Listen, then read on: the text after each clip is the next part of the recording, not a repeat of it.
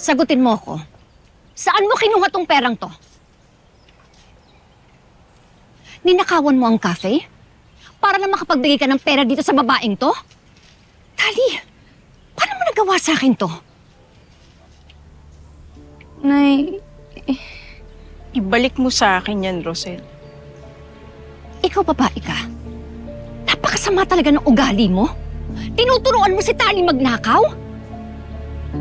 Wala kang karapatan na pagsalitaan ako ng ganyan kasi kahit anong gawin mo, ako pa rin nanay ni Tali.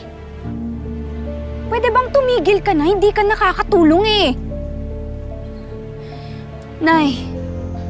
Nay, I'm sorry po. Kahit na ganun, nanay ko pa rin naman siya. At kaya ko lang naman ginawa yun kasi po, wala siyang ibang malalapitan.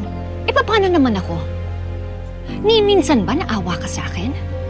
Ni minsan ba inisip mo kung anong nararamdaman ko? Tali, ginawa kong lahat para mapalaki ka ng tama. Itong perang ninakaw mo, kikitain din natin to. Pero alam mo kung saan ako masasasaktan?